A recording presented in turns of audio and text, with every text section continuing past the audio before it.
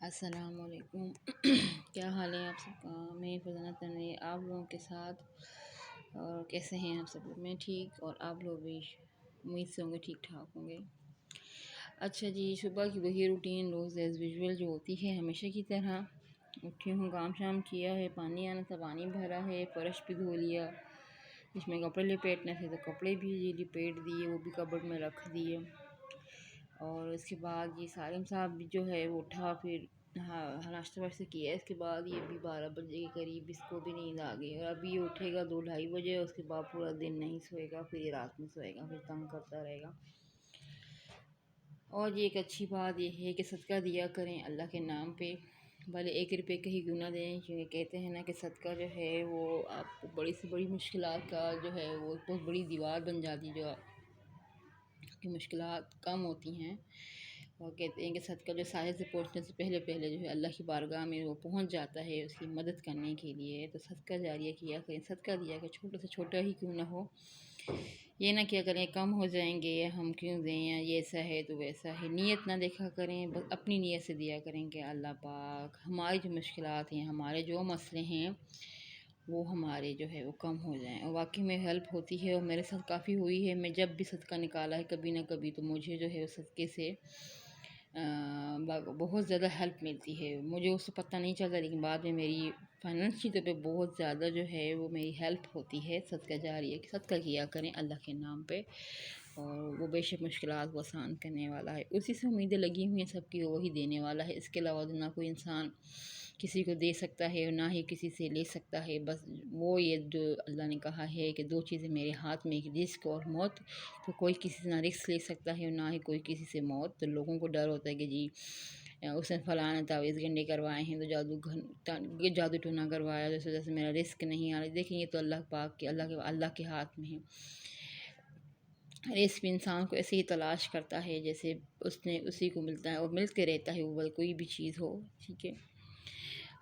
چلیں جی بات کرتے ہیں کل کی۔ میں تھوڑی ایموشنل ہو گئی تھی، کیونکہ ظاہر سی بات ہے میرے ابو کی ڈیتھ میرے سامنے ہوئی، اور میں اس چیز کو میں کبھی بھول نہیں سکتی، کیونکہ میرے ہاتھوں کے میری باہوں میں ان کی موت ہوئی، اور میں کچھ نہیں کر سکی، کیونکہ ظاہر سی بات مجھے پتہ بھی نہیں تھا، اور میں اس کے بعد دیکھیں ہماری زندگی میں اتنی تبدیلی آئی، اتنی تبدیلی آئی کہ جس کے بارے میں آپ لوگوں کو بتا بھی نہیں سکتی کہ کس حوالے سے ہماری زندگی چینج ہوئی ہے ان 4-5 سالوں میں، جب میرے ابو کو مطلب فوت ہوئے ہیں، مطلب 17، 18، 19، 20، 21، 22 چل رہا ہے، 6 سال ہو گئے ہیں، اور ابھی تک ہمیں ایسا فیل ہی نہیں ہوتا کہ وہ ہمارے ساتھ نہیں ہیں، ہمیں لگتا ہے کہ وہ ہمارے ساتھ ہیں۔ جب بھی ہم کوئی ایسا ویسا کام کرتے ہیں تو ہمیں خوابوں میں آگے ہمیں ٹوکتے ہیں، ڈانٹتے ہیں، یہ کیسا کر دیا، کوئی بھی ہم تینوں میں سے جو بھی بہن بھائی ہیں، میری ماں کوئی بھی ہو، تو ہمیں جو ہے وہ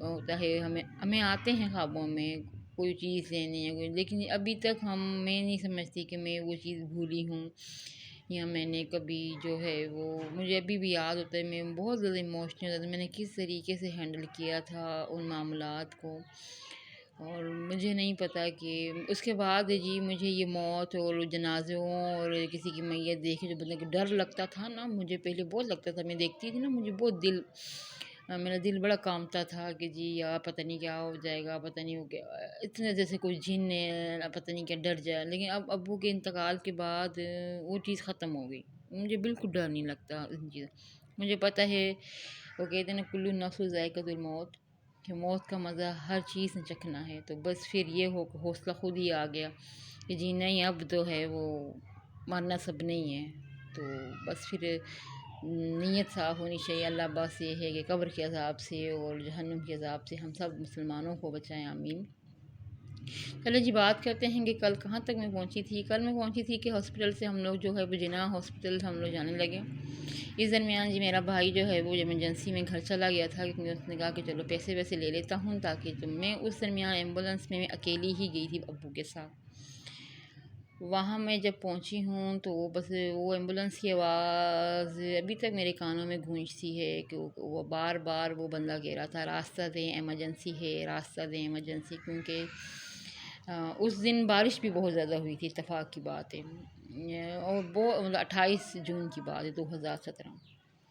تو ایمرجنسی میں ہمیں وہ راستہ اتنا لمبا لگ رہا تھا، ہمیں ابو کے اوپر دروشی پڑی جا رہی تھی. ابو کا مثلا قد لمبا تھا، وہ ہیلدی بھی تھے، تو ان کے جو ہے وہ جو جو ایمبولینس میں وہ جو بچھائی وہ ہوتا ہے، سیٹ ہوتی ہے لیٹنے کے لیے، وہ بہت چھوٹی ہو گئی تھی. ان کا سر جو ہے بار بار ان کے لگ رہا تھا، ان کی پیچھے بیک سائڈ. میں نے وہاں ہاتھ تک دیا کہ وہ اتنی زور سے لگ رہا تھا کہ مجھے خود بھی وہ درد ہو رہا تھا. تو میں بس دعا کرتی تھی کہ اللہ پاک بس کوئی ایسا، اللہ کا صحیح ہو، کوئی ایسا مسئلہ نہ ہو. بس ہم لوگ ایمرجنسی میں فٹافٹ میں وہاں پہنچی ہوں. وہاں میں اکیلی تھی، میرے ساتھ کوئی مرد نہیں تھا، میرے سامان میرے ہاتھ میں تھا. بس فون کی پہنچی نہیں پہنچی، میں نے کہا نہیں بس پہنچنے والے ہیں. بس مجھے یقین کہ میں جنہ کبھی گئی ہی نہیں تھی، نہ مجھے پتہ تھا کہ جنہ کا راستہ بس مجھے نہیں پتہ، بس کہاں جا رہی بس واللہ عالم. اکیلی ذات ہو رہا تھا، ابو کے ساتھ جا رہی ہوں، ابو بھی زندہ نہیں تھے. میں ابو کے بار بار ہاتھ پہ رکھ رہی تھی، سینے پہ رکھ رہی تھی، نس پکڑ رہی تھی کہ یہ مطلب چل رہی ہے کہ نہیں. مجھے تو یہ بھی نہیں پتہ چل رہا تھا. بس میں بالکل خاموش ہو گئی تھی، ایسا جیسے پتہ نہیں کیا ہو گیا، نہیں سمجھ آئی ہمیں، بالکل نہیں سمجھ آئی. میں وہاں جنہ پہنچی ہوں تو 3-4 بندوں کو میں نے کہا ان کو فٹافٹ ایمرجنسی ہے نکالیں. کاڑیوں میں لے کے گئے تھے وہاں، فٹافٹ جو ہے وہ ان کو جو ہے وہ لے کر فٹافٹ اسٹریچر پہ لے کر فٹافٹ وہاں ان لوگ ایمرجنسی وہ جو لوگ جاتے ہوں گے انہیں زیادہ پتہ ہوگا، جو نہیں جائے ان کو تو کوئی خاص وہ آئیڈیا نہیں ہوگا.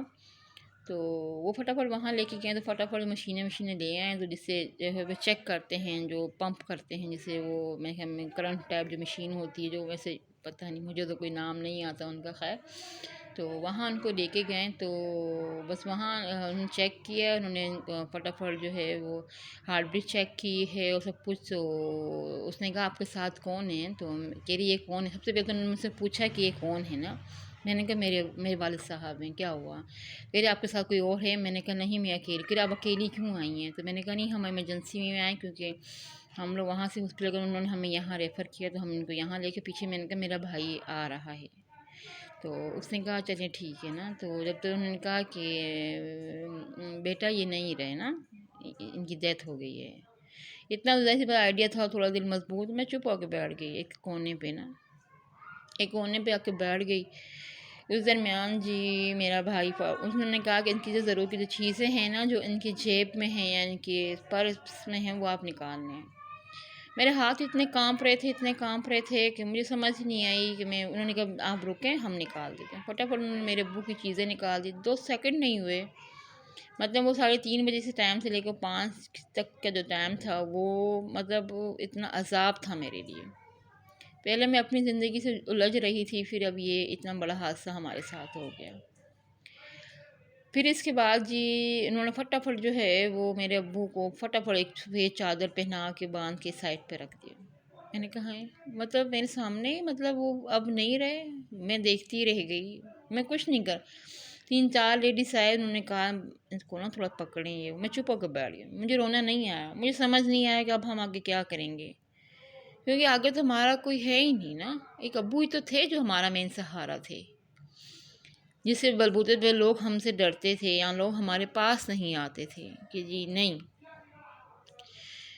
اس کے بعد بھاگتا ہوا میرا بھائی میرے ساتھ پہنچا ہے. انہوں نے کہا کیا ہوا، کہ ابو کہاں ہے. میں نے اشارہ کیا وہ وہاں. کہ کیا ہوا؟ میں نے کہا نہیں رہے بس چپ بھائی چپ. بالکل سناٹا چھا گیا، جیسے پتہ نہیں کیا ہو گیا. اس کے بعد جی ہم لوگ کیا کیا، میرے درمیان میری بہنوئی نے مجھے فون کی کہ ہاں کیسے ہیں ابو. میری بہن نے فٹافٹ ان کو بتایا کہ طبیعت ٹھیک نہیں ہوا. میں نے کہا نہیں بھائی نہیں رہے. بس بھائی نے کہا انا للہ و انا الیہ راجعون. یہ کہے کہ میں نے فون بند کر دیا، میں سائڈ پہ کھڑی ہو گئی. میں نے پھر امی سے پوچھا امی بتائیں میں کیا کروں. امی کو بتایا. میں نے کہا امی ابو نہیں رہے. کہ نہیں رہے. بس پھر جی رونا پیٹنا شروع. میں چپ ہو گئی تھی، مجھ سے رونا نہیں آ رہا تھا. مجھے پتہ نہیں اللہ نے اتنا حوصلہ دیا کہ میں جو ہے وہ چپ ہو گئی، بیٹھ گئی. مجھے سمجھ ہی نہیں آئی کہ میں کیا کروں. اس کے بعد دوبارہ سے اسی ایمبولینس میں ہم لوگ ان کو لے کر دوبارہ واپس اپنے گھر آئے. ابھی گھر میں ہم لوگ آنے لگے تو ابو کو بھی لے کر تو وہاں پہنچے جی. راستے میں جی بہت زیادہ بارش ہونے لگی. میں ابو کے ساتھ پھر نہیں بیٹھی، میں آگے سیٹ پہ بیٹھی، پیچھے میرے بھائی کے فرینڈ تھے وہاں آ گئے تھے. بس وہاں پہنچے ہیں بھی آرام آرام سے، بس پہنچے، بارش شروع ہو گئی، وہاں لوگ اکٹھے ہو گئے ہمارے گھر کے سامنے، ظاہر سی بات ہے سب لوگوں نے بتایا کہ جی یہ ہوا ہے، کافی سارے لوگ وہاں کھڑے بھی ہو گئے تھے۔ فٹافٹ جی ہم نے پھر دوبارہ سے ابو کو اٹھا کے اندر لے کر گئے ہم لوگ اپنے گھر میں جہاں ابو تھے۔ تو ہم لوگوں جو گاؤں کے رشتہ دار تھے ان کو فون نشونے کیے ہیں کہ جی اس طریقے، سب سے پہلے تو ہم نے ابو کے بھائی کو فون کی جو ہمارے چاچو تھے، پہلے تو وہ مان ہی نہیں رہے تھے، وہ کہہ رہے تم لوگ مذاق کر رہے ہو، پاگل ہو گئے ہو، صبح تو میری ان سے بات ہوئی ہے۔ کہہ رہے ہم نے کہا نہیں، کہہ رہے کیا ہوا، میں نے کہا ہارٹ اٹیک ہوا ہے اس وجہ سے، کہہ رہے نہیں ایسا تو ہو ہی نہیں سکتا، مان ہی نہیں رہے تھے نا، وہ تو مان ہی، پھر 3-4 بندوں کو انہوں نے بھیجا ہے کہ کہیں وہ جھوٹ تو نہیں بول رہے، میں سے مذاق تو نہیں کر رہے، کیونکہ صبح میری بات ہوئی اچانک سے، ایسے کیسے جو ہے وہ ان کی ڈیتھ ہو جائے گی، ایسا تو ہو ہی نہیں سکتا۔ پھر 3-4 امی نے جو ہے وہ اپنے جو میری پھپھو تھیں، میرے ماموں تھے، ان کو فون کر کے بتایا، ایک دوسرے انکل تھے ان کو کہتے نہیں صبح تو ہمارے سے بات ہوئی ہے، میں نے کہا نہیں رہا اچانک سے بس۔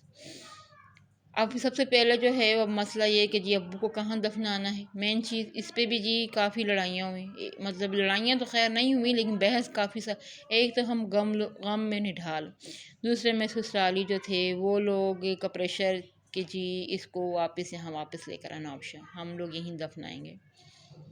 جب ہم نے کہا ہمارا پیچھے سے کوئی تعلق ہی نہیں رہا، ہم کم سے کم یہ ہوگا ہمارے پاس، ہم نے کہا ہم وہاں نہیں دیں گے۔ وہ پوری رات ہم لوگ نے جاگ کے گزاری، ابو کو ہم لوگ سرد خانے میں رکھوا دیا کہ تاکہ کل کو یہ نہ کہیں گے جی بہنوں اور بھائیوں کو منہ نہیں دکھایا۔